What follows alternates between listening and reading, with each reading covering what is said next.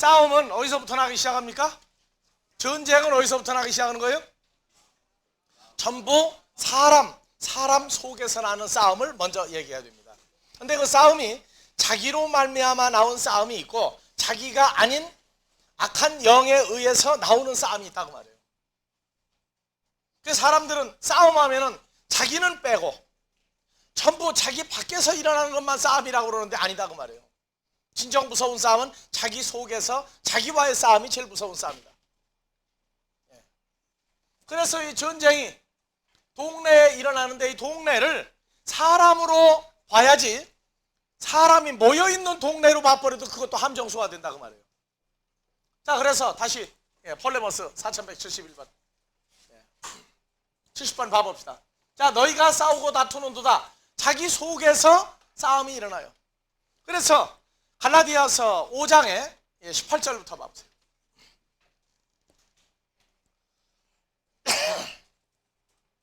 갈라디아서 5장 18절. 자, 너희가 만일 성령에 인도하신 바가 되면 읽으세요. 너희가 만일 성령에 인도하신 바가 되면 율법 아래 있지 아니하리라. 그러면 16절부터 보세요. 이제 성령이 인도하는 자가 있고 다시 내가 이르노니 너희는 성령을 쫓아 행하라. 그리하면 육체의 욕심을 이루지 아니하리라. 육체의 욕심은 어디로 갑니까? 하나님 나라를 포기하는 쪽으로 간다고 말해요. 그래서 17절 육체의 소욕은 성령을 거스리고 성령의 소욕은 육체를 거스리나니 이 둘이 서로 대적하므로 너희의 원하는 것을 하지 못하게 하려. 내가 원하는 것은 언제 원하는 거예요? 내가 주님을 만나기 전에 성령이 내게 있기 전에 공중권세 잡은 악한 영이 나를 주장할 때 가지고 있던 뭐가 있어요? 이 소욕이 있다고 말해요. 소욕. 요게 속에서 싸움이 나는데 이 싸움은요 옆에 있는 사람 몰라요. 자기 혼자 볼만하게 싸운다고 속에서. 그래서 그리스도인이 됐다 하는 내용은 속에서 자기 싸움이 나는 것을 볼 줄 아는 사람이에요. 그리고 내게 있는 성령을 통해서 그 혈과 육에 속한 육체의 소욕을 이기게 해주시는 은혜가 있어요. 세상 사람은 성령의 소욕이 아니라 자기의 양심과 육체의 소욕이 싸움이 나는데 누가 이겨요? 자기 육체의 소욕이 이겨버려요. 근데 그리스도인들은 어떻게 되느냐? 싸우다가 보니까 누가 인도하는 쪽으로 이겨요? 성령이 인도하는 쪽으로 이기게 돼 있어요. 그래서 성령이 인도하는 바가 되면 율법은 진노를 이루고 진노 사망이죠. 사망 아래 있지 아니하리라. 자, 19절. 육체의 일은 현저하니 곧 음행과 더러운 것과 호색과 우상숭배와 술수와 원수를 맺는 것과 분쟁과 시기와 분냄과 당지는 것과 불리함과 이단과 투기와 술취함과 방탕함과 또 그와 같은 것들이라. 전에 너희에게 경계한 것 같이 경계하노니 이런 일을 하는 자들은 하나님의 나라를 유업으로 받지 못할 것이다. 그러면 망할 거 아니에요. 그런데 요 싸움, 혈과 육의 소욕과 성령의 소욕이 우리 속에서 싸움을 일으키고 난 다음에 우리는 어느 쪽으로 가요? 오직 성령의 열매는 사랑과 희락과 화평과 오래 참음과 자비와 양선과 충성과 온유와 절제니 이 같은 것을 금지할 법이 이 같은 것을 금지한 율법이 없다 그 말이에요. 누구에게는? 그리스도 예수 안에서 그리스도 예수의 영으로 말미암아 사는 자들은 혈과 육에 속한 소욕에서 어디로? 성령의 열매 쪽으로 전부 다 변화시켜 나가요. 여러분들 장미가 아름답죠? 근데 장미꽃으로 아름답게 피려면 밑에 뭐가 들어가야 돼요? 거름이다, 비료다 하는 건 뭐예요? 전부 썩은 거예요, 썩은 거. 아주 잘 썩으면 거기서 뭐가 나와요? 장미도 나오고 감자도 나오고 다 되는 거예요. 그러니까 우리가 혈과 육에 썩어진 것에서 그리스도의 씨가, 하나님의 씨가 우리 속에 떨어지고 나니까 뭐가 나왔어요? 하나님의 자녀로 커 나오는 게 있다고 말해요.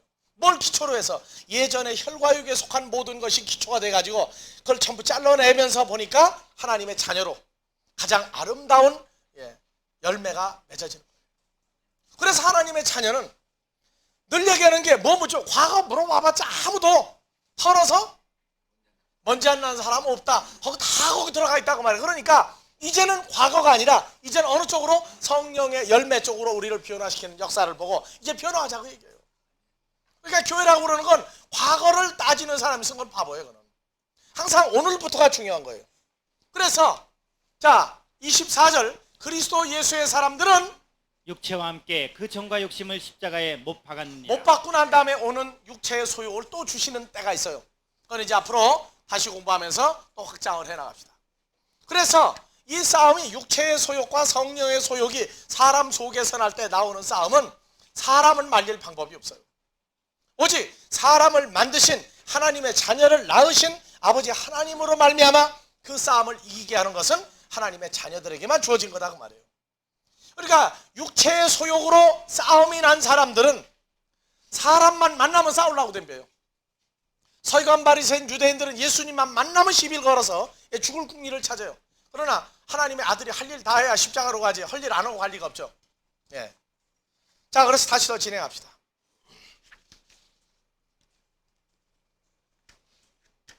자, 싸움의 주체는 누굽니까? 사람이 아니에요. 사람 속에 거하는 영이 어느 쪽이냐에 따라서 싸움이 난다 그 말이에요. 자, 그래서 자, 싸울 때 뭘로 싸웁니까? 자, 자기 속에 있는 게 밖으로 나오죠. 뭘로 싸워요? 속에서 불이 나면 입으로 나가죠. 입으로. 그래서 싸움 중에 전쟁의 설전이라고 하는 전쟁이 있어요. 혀로 싸우는 전쟁이 있다고 말이에요. 예수님도 혀로 싸웠죠. 복음 증거 자체가 이게 설전하는 거예요. 누가? 공중권세 잡은 악한 영이 내놓는 말을 생명 가진 자들이 생명으로 말미암아 나오는 칼로 싸운다고 말이에요. 그래서 입에 이한 검으로 싸우나니. 자, 그래서 성경에서 동네 하면은 다 같이 폴리스 하면은 누구부터 시작이 돼야 돼요? 많은 싸움이 있는데 누구에서부터 나요? 자기 속에서부터 나는 싸움을 보자. 이런 사람들이 모이면 뭐가 된다? 폴리스, 시내, 읍내, 동 이런 것들이 다 이루어져요. 그래서 구약에서부터 말하는 동네. 이사야서 62장 11절 12절 봐봅시다. 이사야서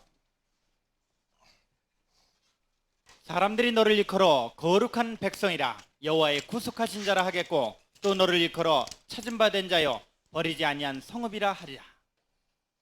다시 한 번 더요. 사람들이 너를 일컬어 거룩한 백성이라 여호와의 구속하신 자라 하겠고 또 너를 일컬어 찾은 바 된 자여. 자, 하나님의 자녀들을 뭐라고 그랬어요? 거룩한 성읍. 백성. 또요. 거룩한 성읍. 또요. 구속하신 자. 구속한 자. 또 찾은 또요? 바 된 자. 찾은 바 된 자. 찾아낸 자죠. 버리지 아니한 성읍. 버리지 아니한 성읍, 거룩한 성읍 그러고 나와요. 그러니까 하나님의 자녀들 자체를 성경에서는 뭐라고도 얘기합니까? 성읍이라고도 얘기해요. 폴리스라고 얘기한다고. 폴리스는 동네는 얘기하고 자기는 빠져버리면 그건 동네가 아닙니다. 이사야서 60장 14절. 이사야서 60장 14절. 너를 괴롭게 하던 자의 자손이 몸을 굽혀 네게로 나오며 너를 멸시하던 모든 자가 네 발 아래 엎드려 너를 일컬어 여호와의 다 같이 성읍이라. 너를 일컬어. 너를 일컬어 여호와의 성읍이라 이스라엘의 거룩한 자의 시온이라 하리라. 여호와의 성읍 또 거룩한 자의 시온이라고 얘기한다고 말이에요. 시온. 그러니까 하나님의 자녀들 구원받은 바 된 자들을 전부 다 성읍 폴리스라고 하는 개념을 다 집어넣고 있어요. 자, 사도행전 13장 44절에 사도행전 다 같이 그 다음 안식일에는 온 성이 거의 다 하나님 말씀을 듣고자 하여 모이니. 성이 어떻게 사람 예수님 말씀을 들을 수가 있어요? 모든 폴리스가 그렇죠? 모든 사람이 하나님의 말씀을 들으려고 모이더라. 그걸 온 성이 다 왔다 그래요. 그러면 동네에 문제를 일으키는 사람이 하나 생기면 동네가 시끌시끌하다고 그러죠. 동네가 시끄럽습니까? 동네는 사람이 시끄럽습니까? 사람이 시끄러우니까 어디가 시끄럽다고 그래요? 동네가 시끌시끌하다고 그래요. 그래서 사람을 빼고 동네만 생각하면 안 된다 그 말이에요. 다음에 이사야서 1장 21절 27절. 신실하던 성읍이 어찌하여 창기가 되었는고 공평이 거기 자, 충만하였고. 신실하던 성읍 폴리스가 뭐가 됐어요? 창기가 되었다. 또요. 공평이 거기 충만하였고 의리가 그 가운데 거하였었더니 이제는 살인자들 뿐이었도다. 예, 22절. 내 은은 찢기가 되었고 너의 포도주에는 물이 섞였도다. 네 방백들은 패역하여 도적과 짝하며 다 네 물을 사랑하며 사례물을 구하며 부활을 위하여 신원치 아니하며 과부의 송사를 수리치 아니한도다. 24절. 그러므로 주 만군의 여호와 이스라엘의 전능자가 말씀하시되 슬프다. 내가 장차 내 대적에게 보응하여 내 마음을 편케 하겠고 내 원수에게 보수하겠으며 내가 또 나의 손을 내게 돌려 너의 찢기를 온전히 청결하여 버리며 너의 혼잣물을 다 제하여 버리고 예, 26절. 내가 너의 사사들을 처음과 같이 너의 모사들을 본래와 같이 회복할 것이라. 그리한 후에야 내가 의의 성읍이라 예, 신실한 거울이라. 창기가 변하면 뭐가 돼요? 의의 성읍이 돼요. 의의 성읍.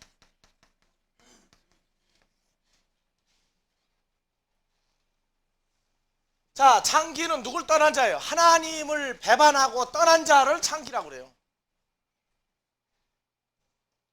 그래서 창기, 라합, 기생, 라합 할 때에 그 기생은 그저 그냥 세상에 있는 그런 기생이 아니에요. 그래서 기생 라합, 그 라합은 역사가들이 누구라고 얘기합니까? 여리고 성의 이방인 제사장이었어요. 이방인의 여자 제사장이었다고.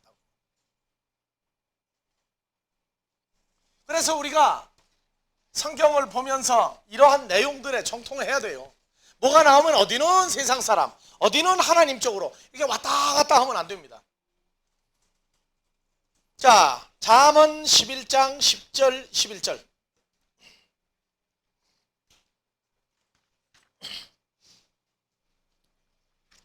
의인이 형통하면 성읍이 즐거워하고 악인이 패망하면 기뻐 외치느니라. 자, 의인은 누굽니까? 그리스도로 연합한 자들도 의인이죠. 여러분들이 잘 되면 누가 즐거워해요? 성읍이, 폴리스가 즐거워해요. 누가 즐거워하는 거예요? 함께하는 폴리스들이 좋아하죠. 하나님의 자녀들이 다 좋아하고, 악인이 망하면 하나님의 자녀들, 저 폴리스들은 또 기뻐한다고 말해요. 그런데 그 성읍이라고 하는 폴리스의 개념을 모르고 저걸 읽으면 자기가 빠져버린 제3자의 성경을 읽어버린단 말이에요. 자, 마가복음 1장 32절 33절.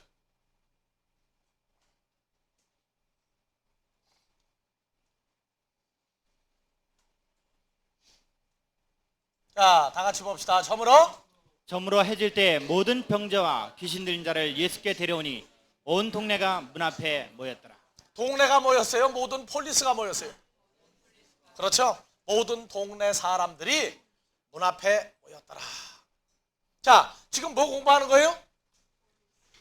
이 동네에서 너희를 핍박하거든 저 동네로 피하라. 저 동네로 피하라.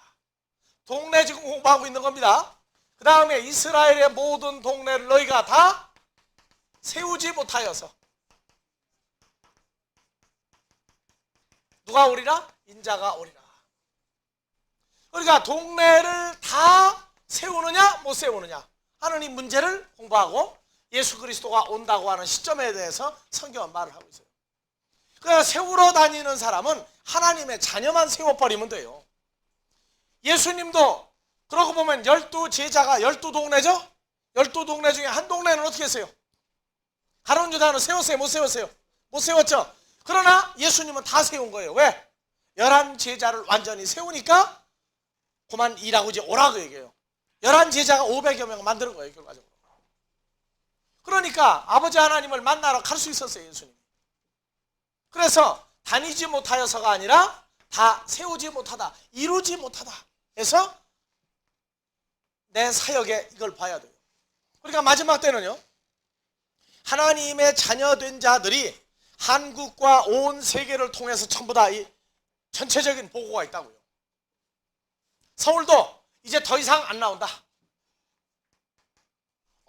이스라엘에 속한 모든 자녀가 서울도 이제 끝. 전 세계적인 징조가 공통적으로 나올 때 하나님의 자녀들은 그때서 여길 떠날 준비를 하는 거예요. 어느 날 뭐 갑자기 쉬고 온다고 그래가지고 떠날 준비하는 거 아닙니다. 하나님의 자녀들은 떠나도요 모르게 돼 있어요.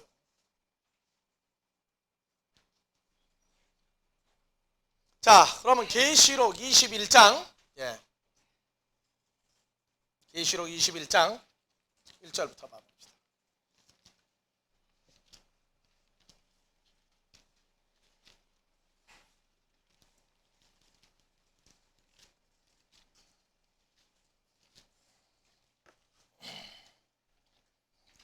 또 내가 보세요. 새 하늘과 새 땅을 보니 처음 하늘과 처음 땅이 없어졌고 바다도 다시 있지 않더라.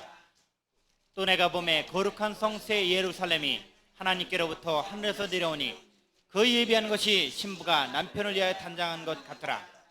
내가 들으니 보좌에서 큰 음성이 나서 가로되 보라 하나님의 장막이 사람들과 함께 있음에 하나님이 저희와 함께 거하시리니 저희는 하나님 백성이 되고 하나님은 친히 저희와 함께 계셔서 모든 눈물을 그 눈에서 씻기심에 다시 사망이 없고 애통하는 것이나. 자, 지금 이렇게 되어지는 사람들이 누구냐? 2절 다시 한번 봐보세요. 또 내가 보매 거룩한 성 새 자, 예루살렘이. 거룩한 홀리스죠? 성 홀리스. 홀리스가 어디서 내려와요? 하늘에서 내려오죠.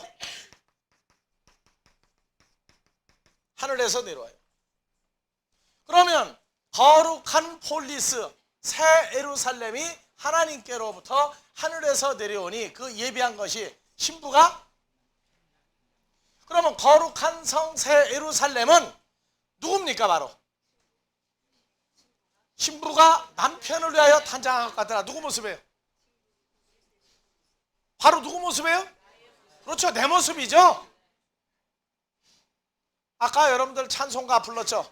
주님을 모신 맘, 주님을 모신 맘 새하늘이로다. 그 찬송가 몇 장이었어요?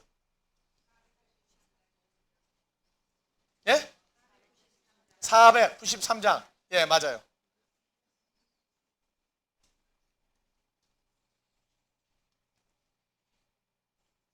3절 한번 불러봐 보세요.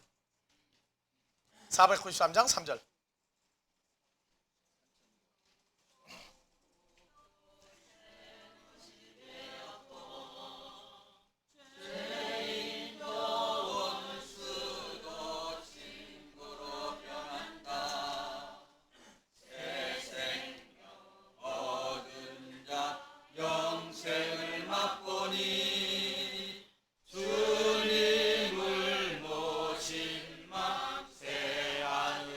그렇죠.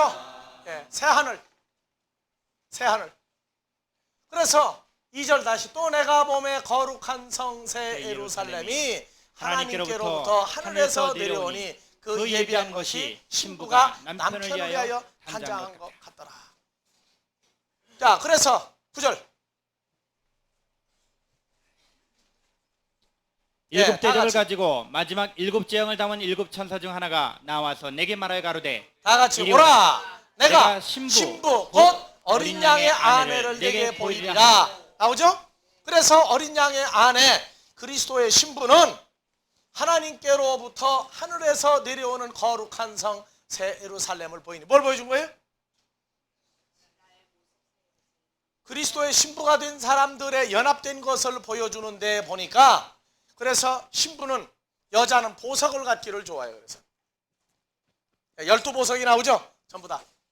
그래서 거룩한 성 새 예루살렘, 거룩한 폴리스는 누구냐? 그리스도의 신부다. 그러니까 하나님의 자녀들은 어느 폴리스, 어느 동네만 세우느냐? 연합한 자녀들만 다 세우고 미련한 다섯 처녀 같은 사람은 세울 수가 없죠. 그러니까 너희가 결단코 이스라엘의 모든 동네, 모든 자녀를 다 세우지 못하여서, 다 못 세워요. 누구만 세우느냐? 그리스도의 신부들만 세운다고 말해요. 세우면 누가 온다? 인자가 오리라. 공식의 얘기예요. 근데 그분 오는 것을 모르게 되어 있는 것이 바로 요한복음 14장에서 내가 죽었다가 부활하여 아버지께로 갔다가 다시 올 때에 나와 연합되지 아니한 사람은 나를 보지도 못하고 듣지도 못하고 알지도 못하고 하나가 되지 못하리라. 온들 모르며 간들 알겠느냐? 전혀 모르게 되어 있다고 그랬어요.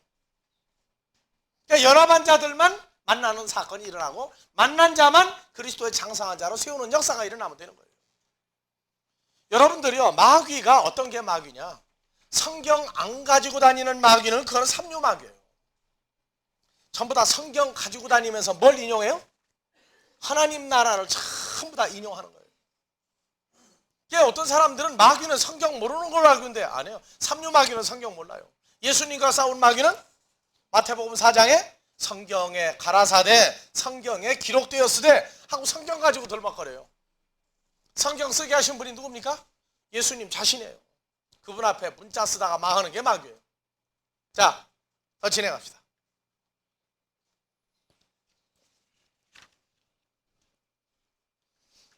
하나님의 자녀들도 폴리스라고 하고 성이라고 말하고 다 세울 수 없고 다 이룩할 수 없는 멸망하는 성들이 또 있으니 마태복음 8장 28절에서 34절 한번 봐봅시다.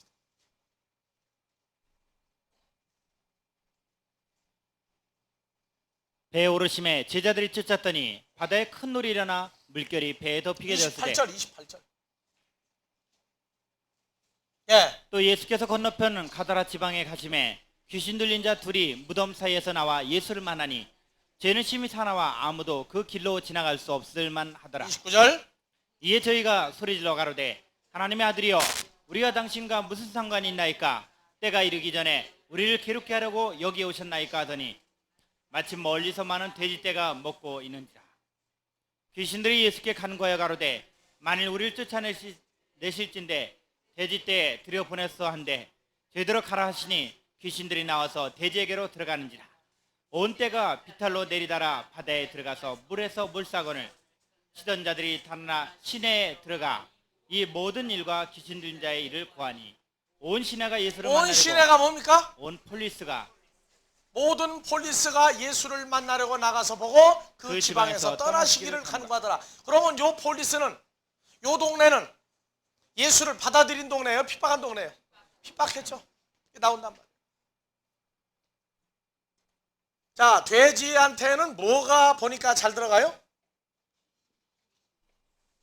그래서 산에 가서 뭐 하는 사람도 항상 돼지 대가리 가지고 가. 뭔가 다 그 사람들은요 왜 돼지 대가리를 갖다 놓고 하는지 몰라요. 하지만 귀신이 죽은 돼지 속에 들어가겠어요? 돼지가 산 돼지가 있어. 무슨 돼지요? 욕심이 많은 사람 보고 뭐라 그래요? 돼지 같다고 그래요. 여러분들 성경 모르면은요 진짜 돼지 갖다 놓고 고사 지내면 귀신이 올 줄 아는데 안 해요. 욕심 많은 사람 속에 이미 들어갔어요 뭐가. 자, 요한복음 8장 31절에서 40절에도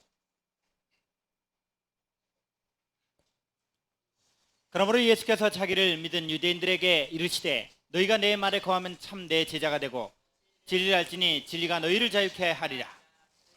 저희가 대답하되 우리가 아브라함의 자손이라 남의 종이 된 적이 없거늘 어찌하여 우리가 자유케 되리라 하느냐. 자, 여러분들 봐보세요. 이 32절 해석이 이게 참 문제입니다. 다 같이 봐보세요.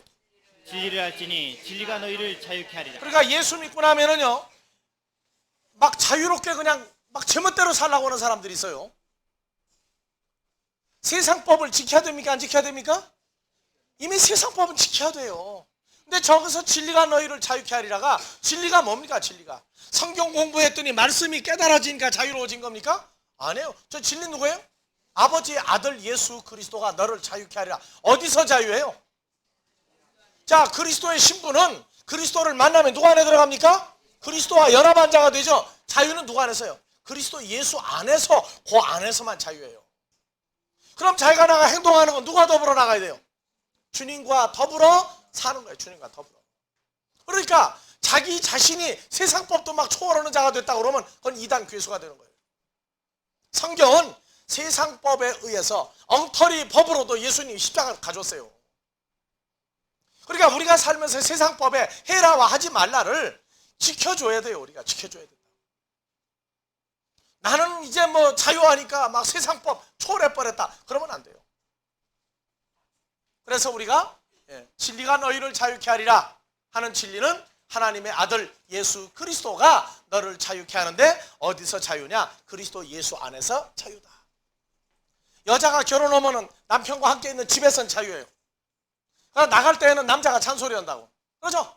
잔소리해요. 어디 가서 오래 있지 말라고.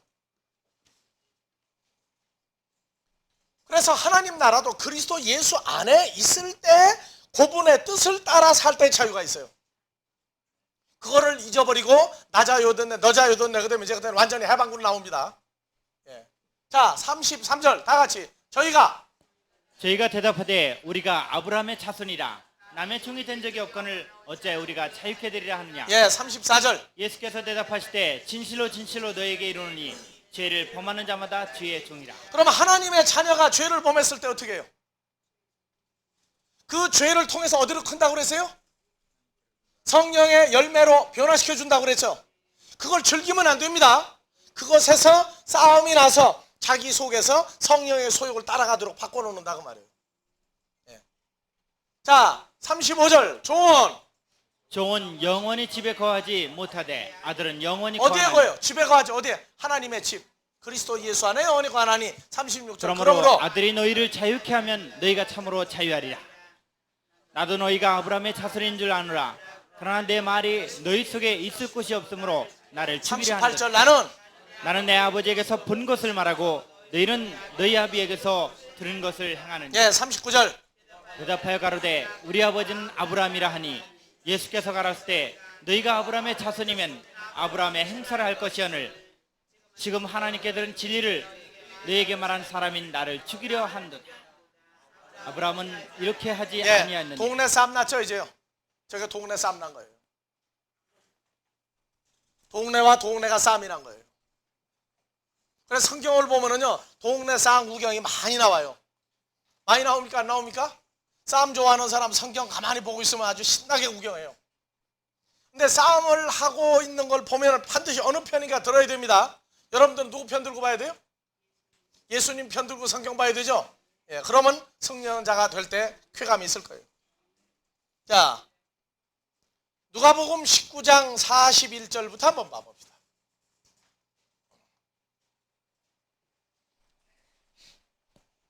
예, 가까이 오사 성을 보시고 우시며 성을 가라사대 보시고 울었다. 어느 성이에요? 예루살렘 성을 보고 울었죠. 예루살렘 성은 누굽니까? 새 예루살렘은 누구고? 그리스도의 신부고, 보고 울어야 되는 예루살렘은 율법을 따라서 주님을 떠난 자들을 대표로 말할 때 옛날 예루살렘 성이라고 그런다고 말해요. 그래서 42절 가라사대 너도 오늘날 평화에 관한 일을 알았다면 좋을 뻔하였거니와 지금 내 눈에 숨기었다. 43절 날이 이를지라 내 원수들이 토성을 쌓고 너를 둘러 사면으로 가두고 44절 또 너와 및 그 가운데 있는 네 자식들을 땅에 메어치며 돌 하나도 도리에 남기지 아니하리니 이는 권고받는 날을 내가 알지 못함을 인함이라 하시니라. 예. 그래서 예수님은 예루살렘 성을 보고 울었다 하는 얘기는 그리스도 예수를 떠난 멸망하는 그 자녀들 전체를 보고 울었다로 봐줘야 돼요. 자, 그러면 계시록 17장 18절 다시 봅시다.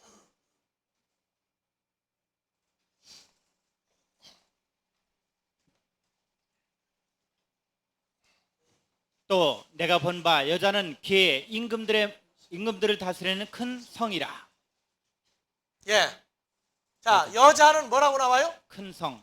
그러면 18장 1절부터 봐보세요. 이 일 후에 다른 천사가 하늘에서 내려오는 것을 보니 큰 권세를 가졌는데 그의 영광으로 땅이 자, 환하여지다. 2절 다 같이 힘센 음성으로 외쳐가로되 무너졌도다 무너졌도다 큰 성 바벨론이여 귀신의 처소와 각종 더러운 영에 모이는 곳과 각종 더럽고 가증한 새에 자, 모이는 그러면 곳이었도다. 큰 성 바벨론이 무너졌다.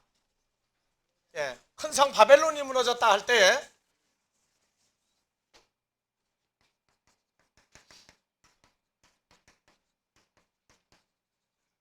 큰 성 바벨론, 요 바벨론은 지금 성경 가르치는 사람들이 어디 있다고 가르쳐요? 예, 이락에 누가 지금 다스리는데요? 후세인이 다스리는 나라죠? 예, 후세인이 다스리는 나라예요. 거기에 가면 바벨탑을 쌓았던 자리가 있어요. 지구라시라고도 해요. 거기에 바벨탑이 있다. 그러니까 큰 성 바벨론이 무너질 때가 언제냐? 그것이 마지막 때다. 그래서 큰 성 바벨론 하면은 이거를 지리적인 바벨론으로 보고 있는데 천만의 말씀입니다. 그거는 역사적인 사실로 끝내고 성경이 말하는 큰 성 바벨론 뭐가 있는데요? 귀신이 집짓고 있고 더러운 영이 모여 있는 것이고 더럽고 가증한 새들이 모여 있는 것이고.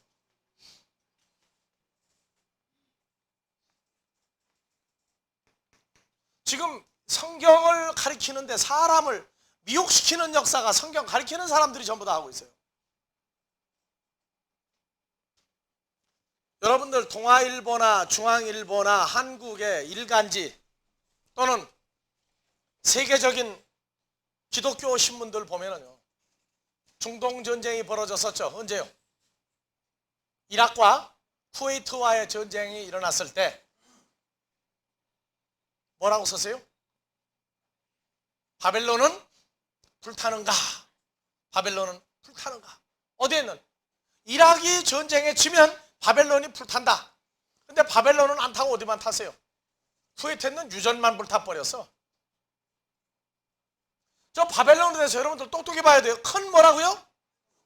헬라어로 읽어요. 큰 바벨론. 큰 폴리스 바벨론이에요. 저거를 지역적인 어떤 한정을 시켜서 봐버리게 되면은 성경을 가르쳐 줬는데 잘못 가르치는 거란 말이에요. 그래서 다시 봐보세요. 계시록 17장에서 자 18절 다시 봐보세요. 또 내가 본 바 여자는 땅의 임금들을 다스리는 큰 성이라 여자가 하더라. 누굽니까? 여자? 음녀예요. 음녀. 계시록 17장에 17장의 음녀를 뭐라고 그러느냐? 여자라고 그래요. 여자. 여자를 뭐라고요? 여자를 뭐라고요? 큰 폴리스. 큰 성이라고 그러죠. 큰 성. 큰 성. 큰 성. 자, 계시록 17장 그 여자, 땅의 임금들을 다스리는 큰 성이라 하더라. 그래서 17장 1절부터 봐보세요. 누구냐? 음녀로 나와요. 음녀로. 또 일곱 대접을 가진 일곱 천사 중 하나가 와서 내게 말하여 가로되 이리 오라. 많은 물이 앉은 큰 음녀에 받을 심판을 내게 보이리라. 그 여자 음녀란 말이에요. 누구의? 마귀의 마누라예요. 마귀의 마누라. 마귀 신부란 말이에요. 자, 그러면 그냥 읽으세요. 이제 3절. 곧 성령으로 나를 데리고 광야로 가니라. 내가 보니 여자가 붉은빛 짐승을 탔는데 그 짐승의 몸에 참난된 이름들이 가득하고 일곱 머리와 열 뿔이 있으며 그 여자는 자줏빛과 붉은빛 옷을 입고 금과 보석과 진주로 꾸미고 손에 금잔을 가졌는데 가증한 물건과 그의 음행에 그러면 여러분들은 이마에 뭐가 있어요? 이름이. 계시록 14장에 보니까 아버지 하나님의 이름과 어린 양 예수 그리스도의 이름이 있죠. 그러면 마귀의 신부는 이마에 무슨 이름이 있겠어요? 자, 그래서 계시록 17장 5절 그 이마에 누구예요? 그 이마에 음녀의 이마에 이름이 기록되었으니 비밀이다. 큰 바벨론이다. 나오죠?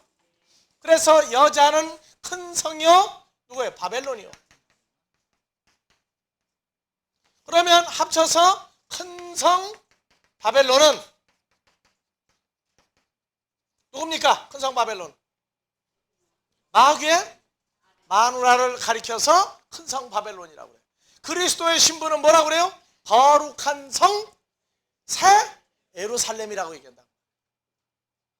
자, 여러분들은 뭐라고 얘기해요? 성경에서? 크다 적다 안 해요. 거룩이라는 건 크다 적다의 개념을 넘어버리는 거예요. 그래서 여러분들을 가리켜 자기가 자기를 뭐라고 해요? 이럴 때 손가락을 자기를 가리키라고요. 뭐라고요? 하나님은 나를 뭐라고요? 거룩한 성 새 예루살렘이라고 부른다. 알았어요? 마귀는 마귀 신부를 보고 뭐라고 한다고요? 큰 성 바벨론. 마귀는 큰 거밖에 몰라요. 맨날 속 비었어도. 큰 성 바벨론이에요. 그러니까 바벨론은 불타는 거 할 때 지역입니까? 마귀의 신부를 얘기합니까? 그러니까 그리스도와 마귀의 흐름과 역사를 모르는 사람들은 성경을 가리킬 때 지리적인 것만 놓고 얘기한다고 말해요.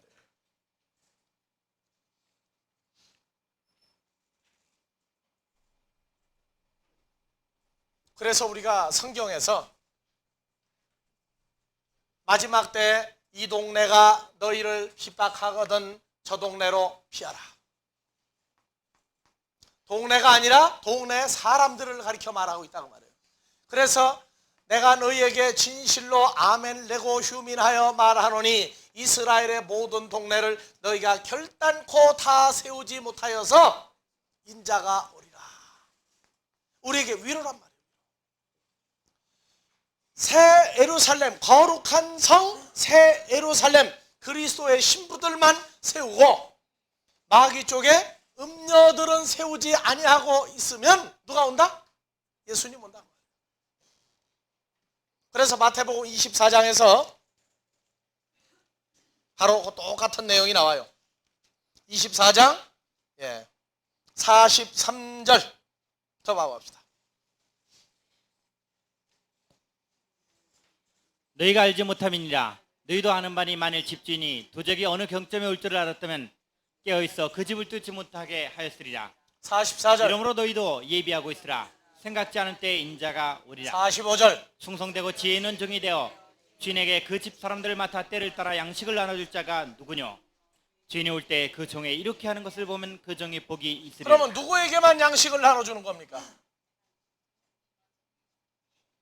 거룩한 성 새 예루살렘이 되어진 자들만 양식을 나눠주고 있는 거란 말이에요. 그래서 여러분들 찬송가에 무슨 양식 내게 주옵시고? 한번 불러볼까요 그러면? 그 양식이 있어야 그리스도의 신부들을 양식을 먹여줄 수 있죠. 찬송가 부르는 사람.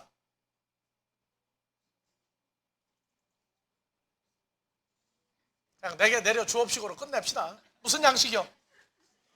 하늘 양식. 하늘 양식이 뭐가 하늘 양식이에요? 하늘에서 온 자 예수 그리스도가 우리의 양식이 되어주는 거예요. 우리의 양식. 그러면 그리스도 예수를 누구에게 주는 거예요? 거룩한 성새 예루살렘이 되어질 자들에게 나누어 주고 먹여 주고 내 살과 내 피를 먹는 자는 마지막 날에 내가 그를 다시 살리리라. 먹인 자도 살리고 먹은 자도 살리고 하는 역사예요. 그러니까 누가 오느냐? 그때 인자가 오는 거예요. 이거는 허라니까 안 하고 자기들끼리 모여가지고 춤추고 난리하고 금식하고 철야하고 산에 돌아다니고 왔다 갔다 하면서 주님 만나면 산다고요. 아, 영접한 예수님 어디 갔는데 산에 가서 주님 또 만나라고 그래요. 이미 영접했잖아요. 우리가 요한복음 1장 12절부터. 근데 뭐 산에 가고 덜에 가고 만나려고 그래요. 뭐 때문에. 나 같으면 집에서 편한 이부자리 펴놓고 여름에 에어컨 켜놓고 나는 누워서 기도할 거예요. 내게 있는 예수님 찾아달라고. 기도하면 되지. 뭘 덜러 산으로 쫓아다니고 난리가 나냐. 그럴 필요 없어요. 내게 있는 그분 찾는데 뭐 필요합니까? 그럴 필요 없어요. 아주 간단하게 찾는 방법이 있어요. 자, 스바냐서 2장 15절.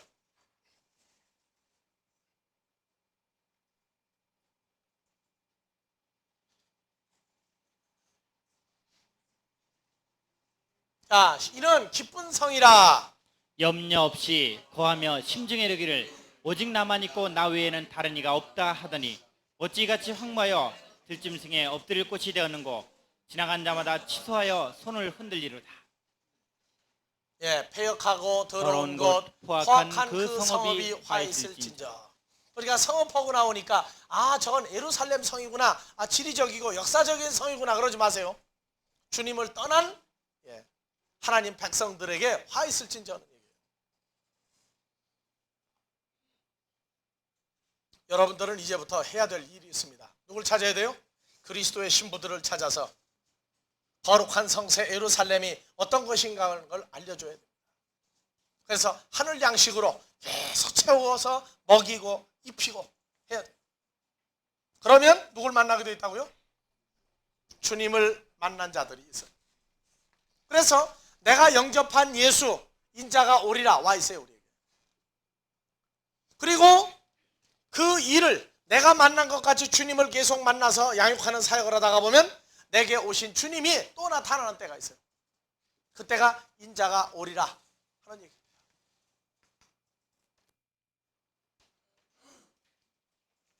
그래서 마태복음 10장 다시 갑시다.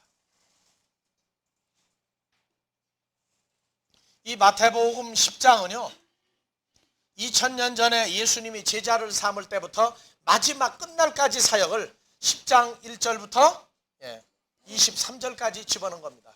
정확하게 말하면 39장 35절부터 봐보세요.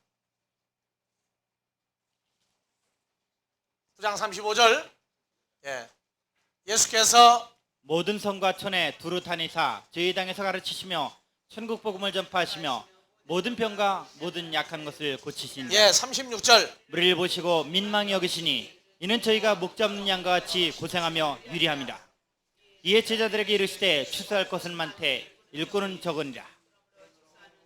그러므로 추수한 주인에게 청하여 추수할 일꾼들을 보내어 추수하라. 어때요? 하시니라. 오늘날 추수할 일꾼이 지금 많다고 생각합니까? 적다고 생각합니까? 추수할 것은 많되 추수할 하나님의 자녀들은 무지무지하게 많은데 일꾼이 적어요. 그래서 우리 기도가 하나님 앞에서 늘 하는 기도가 추수할 일꾼들을 보내주소서 하는 겁니다. 여러분들은 오늘부터 추수할 일꾼으로 동업할 사람들은 한번 손 들어보세요. 나하고 동업해서 추수할 사람들 한번 좀 손 좀 들어보라고요. 예? 한번 들어봐요. 진짜 추수할 일꾼이 되고 싶은 사람. 예? 예, 됐어요. 정말로 기도하고 구하는 것은 다른 거 아닙니다. 이제 추수할 일꾼을 이제 달라고 기도하는 거예요. 보내주십시오. 왜? 예수님이 전지전능하다고요? 근데 전능하지 못한 게 있어요. 혼자 못한 게 있다고. 혼자. 뭘 못했어요? 혼자. 복음 증거는 혼자 못했어요. 이건 연합사역이에요. 연합사역. 그래서 하나님은 전지전능하시다는데 홀로 전능하신 분이 아니라 자녀들을 통해서 전능하다고 인정받기를 원하십니다. 추수할 일꾼들을 보내어 주소서 하라 하시니라. 자, 1절 예수께서 그 12 제자를 부르사 더러운 귀신을 쫓아내며 모든 병과 모든 약한 것을 고치는 권능을 주시니라. 자, 그러면 예수님은 아버지에게 추수할 일꾼을 보내달라고 해서 제일 먼저 몇 명 만들었어요? 12명 제자를 만들었죠. 정말로 사역하는데 12만 나오면, 아니 12 중에 하나는 빼고 11명만 진짜 나오면 가르친 자기 포함해서 12 되는 거예요. 그리고 하나님 나라가 확장될 수 있어요. 제자 사역을 해서 큰 교회를 만들어가는 사역자들은 항상 그것을 똑같이 가르칠 수 있는 제자들을 먼저 분별합니다. 그리고 거기에 함께 동참하는 자들이 무리가 모여지면 교회가 되는 거예요. 그래서 배운 사람들마다 나가서 사역을 하는 겁니다. 어떻게 사역하느냐? 그래서 제일 먼저 사역의 기초가 뭡니까? 안드레식 전도가 기초죠. 안드레식 전도는 뭐예요? 안 되는 거 되게 하는 게 안드레식이야. 어떻게 하는 거예요? 가서 무조건 전파하는 거야.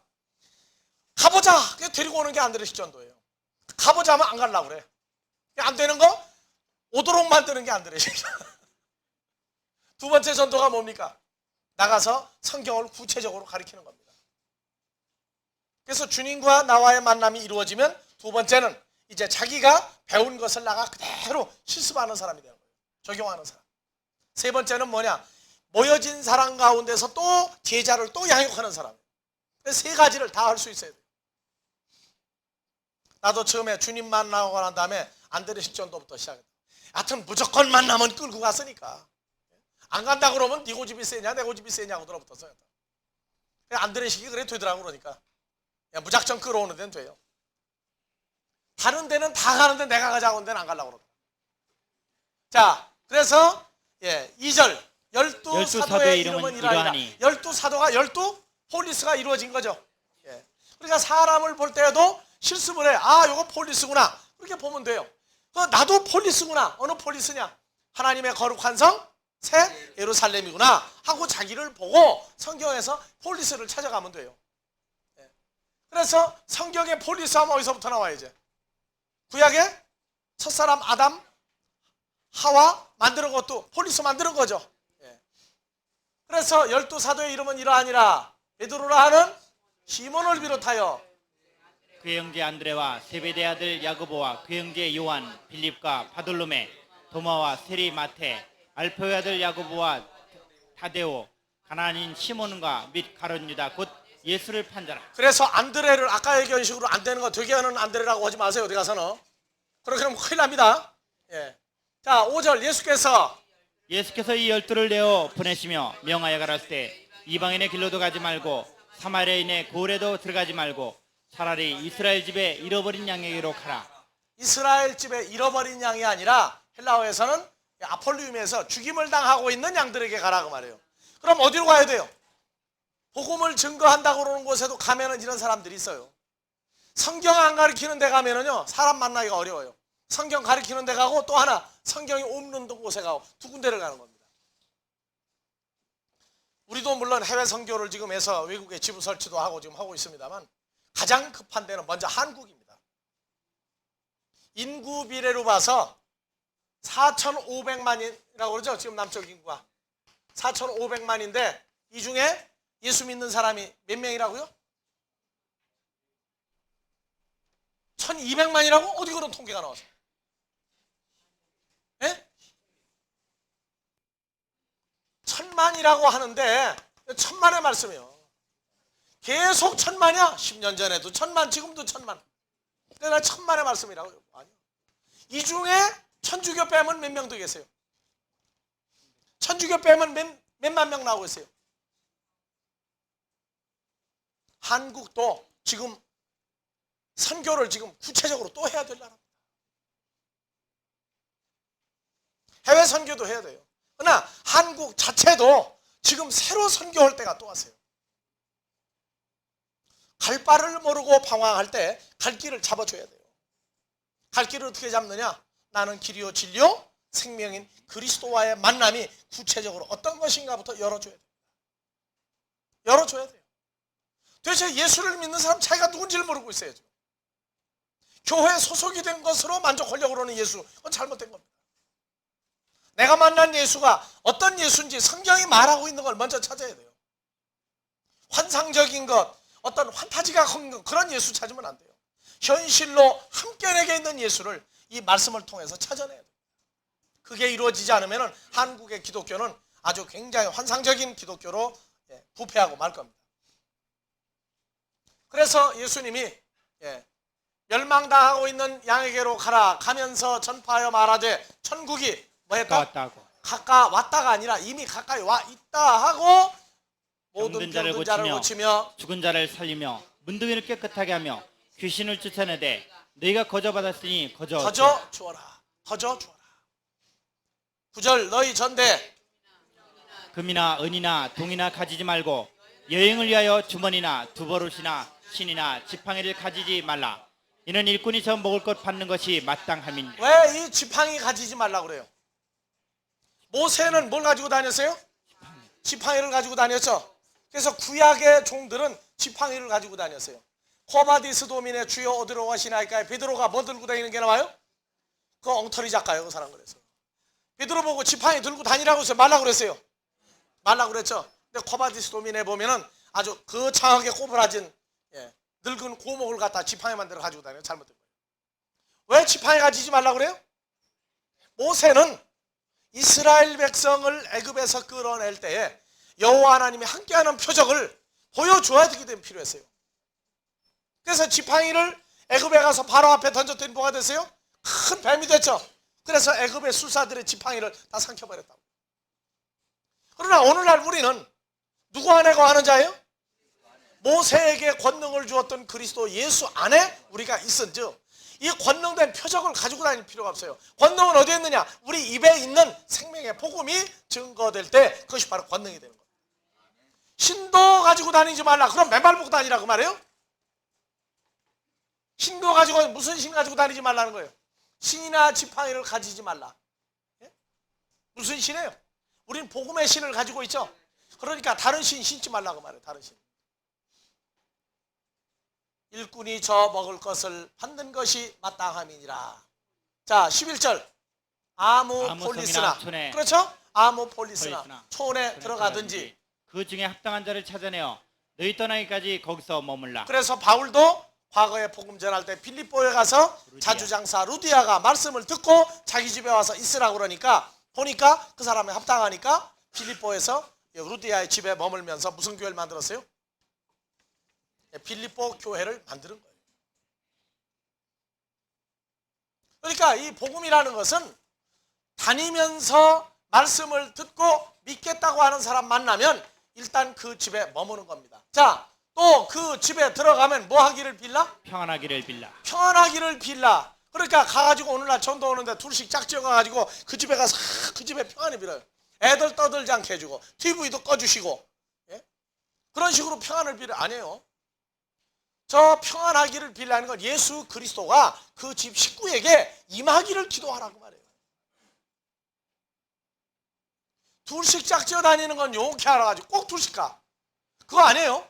혼자 가든 둘이 가든 그 집에 예수 그리스도가 임하기를 기도해 주라. 그래서 13절 그 집이 이에 합당하면 너희 빈 평안이 거기 임할 것이요 만일 합당치 아니하면 그 평안이 너에게 돌아올 것입니다. 예수 그리스도는 우리의 평화 에이레네다. 그래서 평안이 너에게로 돌아올 것이니라. 14절 누구든지 너희를 영접도 아니하고 너희 말을 듣지도 아니하거든 소금 뿌려라? 소금 뿌려라요? 발에 먼지를 털어라? 나와요. 자, 그 집이나 성에서 나가 너희 발에 먼지를 떨어 버리라. 그러니까 그냥 보는 데서 그냥 턱턱 터는 사람도 있어. 뭐예요? 무슨 먼지를 털으라는 거예요? 예? 자, 첫사람 아담을 뭐라고 써요? 티끌이라고 써요. 티끌. 내 어디에? 발에 먼지를 털어버린다. 우리 발은 무슨 발이에요? 복음의 발이죠? 그리스도와 연합한 발이에요. 거기에 네가 붙어있으면 안 된다고 말이에요. 그 의미지 털고 가라는 얘기가 아닙니다. 보는 데서 털고 가가지고 그냥 욕을 바가지로 먹고 다니는 사람도 여러 번 봤어요. 그러면 안 돼요. 자, 15절 내가 진실로 너희에게 이르노니 심판날에 소돔과 고모라 땅이 그 성보다 견디기 쉬우리라. 그 성, 그 폴리스, 그 사람보다 견디기 쉬우리라. 16절 보라 내가 너희를 보냄이 양을 이리 가운데 보낸 것 같으다. 그러므로 너희는 뱀같이 지혜롭고 비둘기같이 순결하라. 그러니까 뱀같이 지혜로워하고 우리가 뭐같이 지혜로워요? 마귀가 똑똑합니까? 마귀가 지혜로운 존재예요? 하나님이 말한 지혜는 아니에요. 고린도전서 1장 24절 그리스도는 하나님의 능력이요 하나님의 지혜니라. 그래서 지혜하면은 예수 그리스도예요. 누가 인정한 거예요? 아버지 하나님이 인정한 지혜 예수 그리스도밖에 없어요. 근데 뱀같이 뭐하라? 지혜로우라고 그러니까 배울 때 뱀하면 뭐만 배웠어요? 뱀은 뭐만 배웠어요? 자, 요한복음 3장 14절 성경에 뱀도 두 가지 뱀이 있어요. 모세가 광야에서 뱀을 들은 것 같이 인자도 들려야 하려니 이는 저를 믿는 자마다 영생을 얻게 하렵니다. 뱀, 광야에서 모압 족속과 이스라엘 백성들이 혼음할 때 연병을 일으키고 다 죽일 때 여호와 하나님이 모세를 보고 빨리 뭘 만들어 달으라? 막대기에다가 이거 오늘날 어디에 가면 요거 봐요. 군대에 가면은 군의관 배지에 보면은 요거 있어요. 이게 뭡니까? 나무에 달린 노뱀이에요. 노뱀. 그래서 본자는 살리라. 군의관 요거 붙인 사람만 하면 죽다가 사람 많이 살아요. 군대에서도. 그런데도 뱀 하면은 여러분들 봐보세요. 마귀가 흉내내는데 천재입니까? 예수님이 흉내내는데 천재입니까? 예수님은 진리 그 자체예요. 진짜라고. 항상 가짜 만드는 게 누구냐? 마귀라고. 근데 뱀같이 지혜로우라 해놓으니까 뱀 하면은 늘 뭐만 가르쳤어요? 마귀다 마귀다 해놓으니까 비둘기같이 순결하라 그거는 이해가 가는데 뱀같이 지혜로워 했더니 이것도 잘못 가르쳐 놓으면은요 세상에 뱀을 예수님이라고 한다 해가지고 도망가는 사람도 내가 만나서 또 여러분들 잘못 가르치면 무섭습니다. 항상 마귀는 광명의 천사로 가장하고 변장하고 위장하는 놈이란 말이에요. 그래서 광야에서 뱀을 든 것 같이 인자도 틀려야 하리라. 그래서 우리 보고 누구처럼 지혜로우라는 거예요? 2000년 전에 복음을 전하고 다녔던 예수님 같이 지혜로우라. 비둘기 같이 순결하라. 그렇게 얘기합니다. 알았어요? 또 잠깐 쉽시다.